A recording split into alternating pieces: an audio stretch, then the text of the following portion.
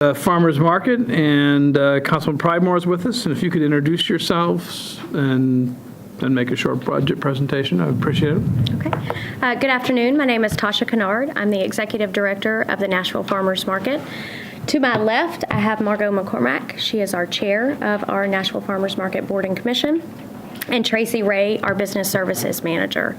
And in the area behind us, we have the entire staff of the Nashville Farmers Market, as well as many of our board members here today. Before we get started, I want to thank each of you, your staff, Metro Council, the Nashville Farmers Market team, including our board, staff, and our growing merchant community, for the opportunity to serve and work alongside you this past year. Over this past year, we have truly laid the groundwork to transform the Nashville Farmers Market into a destination where local residents and visitors will have access to fresh, local, and regional produce, diverse dining options, and programming that will inspire and educate our community. We have demonstrated tremendous progress that will continue to position the Nashville Farmers Market to achieve our financial self-sufficiency in the future. To aid our progress, we have exercised our state lease renewal with a term of $10 annually. This will result in a significant cost savings and budget reduction of approximately $260,000 annually. It's an applaud moment. Yes, it is. We have also continued to improve the diversity of the menu offerings and increase the foot traffic of the market house, providing long-term incremental revenue to support our operation. In doing so, you might have noticed that we added a few shops. We have completed renovations of several new market house establishments since June of 2014, including Slowco, the Picnic Tap, Batch Nashville, Jenny's Splendid Ice Cream, and soon to open the Village Bakery and Provisions, Music City Crepes, and Bowl and Roll, formerly known as Leo Sushi.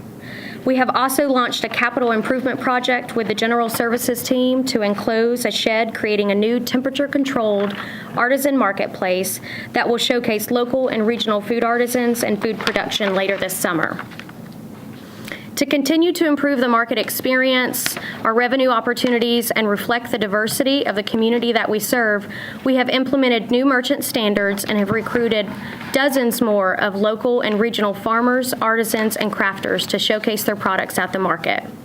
We've also introduced a monthly program called Meet Me at the Farmers Market, along with our community partner AARP, that has helped attract even more visitors and shoppers during the weekdays.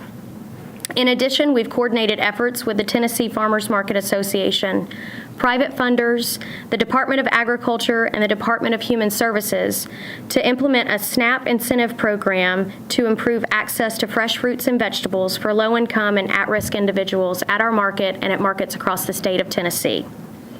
We have and will continue to position the Nashville Farmers Market as a place to learn and gather for workshops, special events, and occasions throughout the year. And our efforts have been noticed, not only in our own community, but nationally.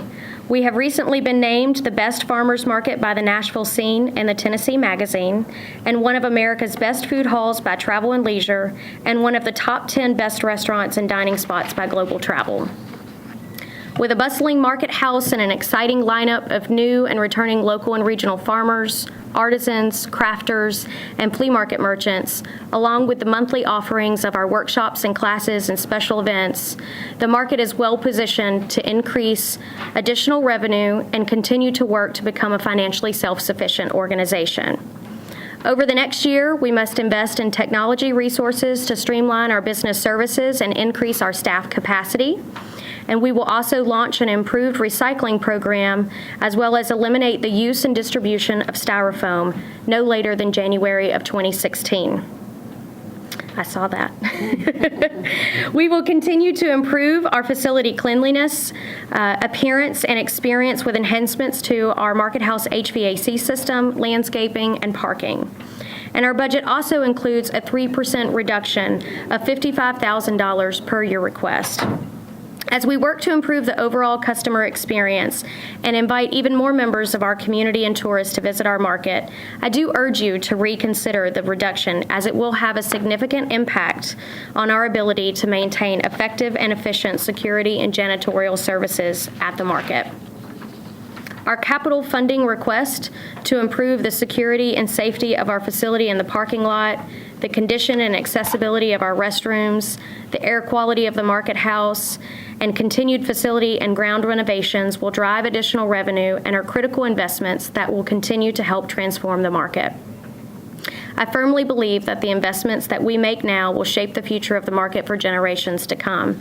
And as I know Margot will share, we have made tremendous progress, and I'm confident that our continued focus on improving our management, operations, and our experience will continue to surprise and delight the community. Thank you for your time today, and I'm sure Margot would like to share a few things with you.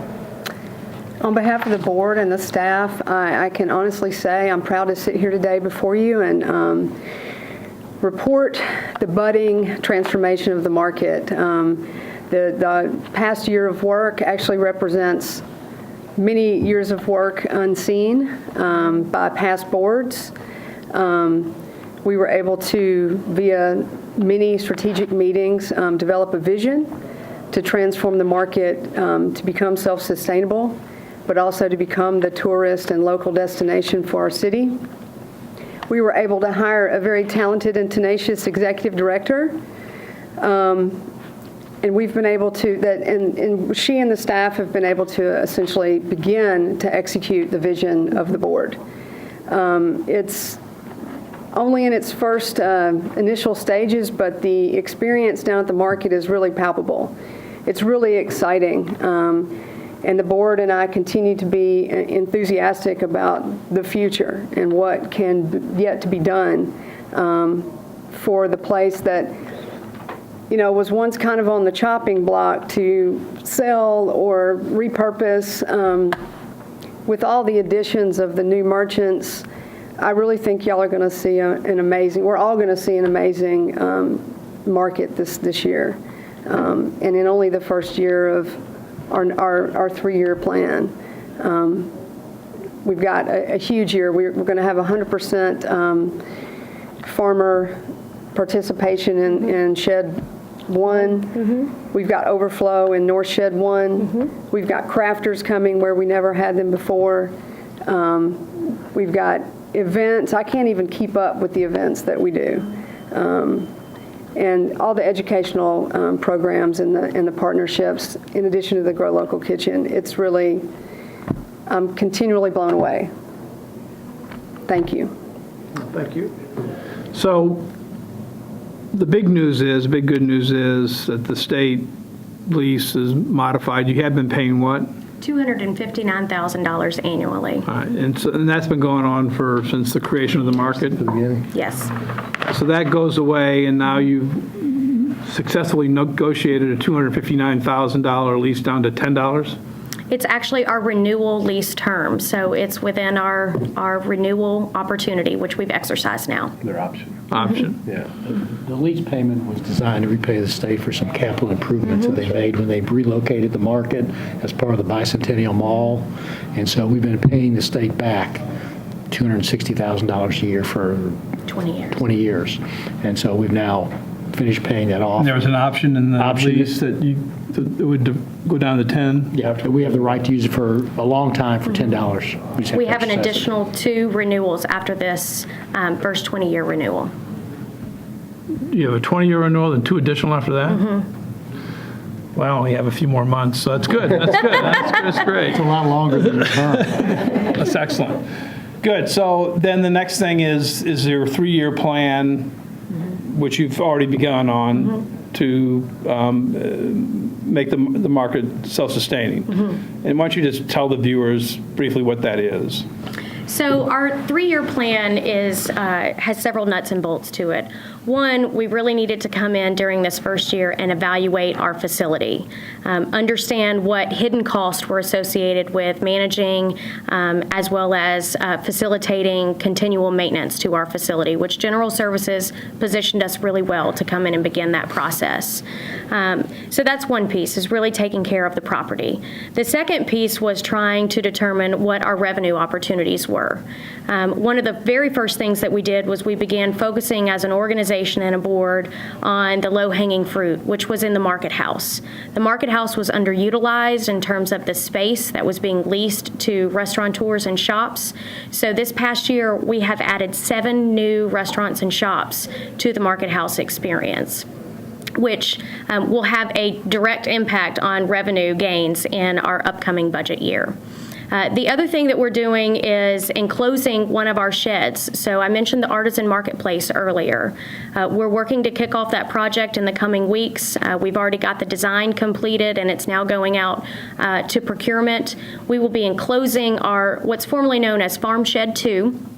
And it will become an artisan marketplace that will have 2 anchor tenants that will provide long-term revenue to the market, as well as 24 booths for local and regional artisans to showcase their goods. And that's the south. That is the south. South side, yeah. And is that South part of last year's capital budget? It So is. That's already funded? That's already funded, and our project should come in within the appropriated funds that have been allowed for that project. So we've got the development in the market house, we've got the development in the artisan shed. The next pieces are really rezoning and improving the overall diversity and merchant experience at the Nashville Farmers Market. So we've recently introduced new standards. Those new standards have put us in a position, as Margot referred to have 100% occupancy during peak season in Farm Shed 1 of local and regional growers. You'll see farmers that you've never seen at the Nashville Farmers Market this upcoming season. And we hope that in years to come, in that second year, we're in an opportunity to also have North Shed 1 full of local and regional farmers. We're actually ahead of plan right now. That's good news. Our goal this year was to get Farm Shed 1 filled, and we're already moving to what we're now calling the new Farm Shed 2, which is on the north side of the property. We currently have over 15 merchants slated to merchandise their produce, protein, and dairy in that shed, as well as plants and bedding trees. So really focusing on revenue development as well as cost savings initiatives. Our cost savings initiatives come in managing our maintenance contracts and security contracts within our own organization and reducing those expenses, as well as developing revenue to cover those expenses. One of the things that you'll see in our plan this year is we've increased the amount of revenue that we're gaining from our special events program, because we're now charging a fee to cover the increased janitorial and security services to operate and function at those events. Okay, good. And what, you have the sounds coming in, you have additional residential being built around you, so long-term, that should have I would think, not long-term, starting in April, hopefully you'll start feeling the more business. Right across the street. We've already begun to feel the impact of what's going on in our neighborhood, and it's been a very positive impact for us. We're seeing an increase in foot traffic. Our customers want us to be open later, so we're meeting that beginning April 17th. We will be open on Friday and Saturday nights in the Market House until 8 p.m. In fact, on Saturdays that very weekend, we're going to be launching a new program called Turn Up the Beat, and we feel like it's where music can come to grow, and it'll be a local songwriters night hosted by Lightning 100 and the Nashville Farmers Market merchants every single Saturday night. So it's really honing in on becoming that destination, a place where people come together to get food and to learn about food and to build community. Have you, did you talk to Toby about the parking for the game day? How's that all going to work? We are coordinating with the Sports Authority as well as the city on how we utilize our parking facility on game days. It is a challenge. You know, we have very limited parking at the farmers market, and I know that the Sounds this first year will have very limited parking. So we'll work as a good neighbor and also maintain the parking accessibility for our customers. Good. Well, good luck. And, any questions? No, I think, though, since next week we have, we probably ought to complete the story, because next week we're going to go to the council for a supplemental appropriation for this fiscal year, the current fiscal year we're operating in. And I think that all of the steps that you've talked about going forward. I had a fortune of hearing it from Tasha in a meeting a week ago, Mayor. I think you probably ought to hear how these things, because we'll set the issues, the things that she just talked about in terms of the new leases and the market house, all will have a good story going forward. But this year, there is going to operate a deficit, and I don't know the exact amount, but we're going to the council for a pretty sizable supplemental appropriation to finish this year out next week. But the important story is that the groundwork has been laid, and so next year, you're pretty confident of your position. We are. Thank you for bringing that up, Rich. So it is important to recognize that next week we are going to ask for a subsidy of nearly $600,000. And that subsidy is mainly due to our shortfall in revenue from our craft and flea, as well as revenue gained from the Grow Local Kitchen and missed opportunities in fundraising. So one of the things that we're doing right now is we are being very cautious about our expenses. We do not project to exceed our expense budget for this current year. And we have made a very conservative approach to forecasting our revenue. So with our subsidy included, it looks like our revenue will come in at 1.3 and our projected expenses will come in around 1.9. And we will be asking for that subsidy. As Rich mentioned, and I mentioned earlier, the groundwork that we've laid this year will have a huge impact next year. Many of those establishments that we've opened in the Market House for 3-year lease terms opened mid-year, and also backfilled revenue gaps that we had. Going forward, we won't have any of those unoccupied spaces in the Market House. We will be at 100% occupied. Our goal for the sheds will be a 60% average in occupancy going forward, where this current year we're at 45%. And the year prior to that, we were at 32%. So you can see that every year we're improving the overall occupancy and revenue opportunities. We've also introduced a new rate structure that's simplified, but also produces additional revenue for our farm, craft, and flea merchants. So we'll see those gains in the next year as well. Did the amount of the deficit go up or down from the previous year? Went up a little bit. Just a little bit. Yeah. Just so people understand too, this is not, it's not a total surprise because we purposely with the fair, with the auditorium, and with the farmers market, we stopped putting into the budget in advance a subsidy. And so the idea being that the council and ourselves wanted to keep closer track on the money. And so that's part of the Well, this situation. was a good chance to give her a rehearsal before she goes before the council next week and explains. Well, Councilman Pridemore is writing his questions down right now. And the subsidy's $250,000 to the good going into next year to begin next year, is that right? Yeah. With the lease payment to the state going away? Yes, and we're actually projecting a balanced budget next year in terms of our revenue and expenses. Right, So- that's a good point, because you always started, you had that 250, now that's gone. Yeah. All right. Good luck. Thanks. Okay, thank you for your time today. Thanks for all you do. Marcia, thank you.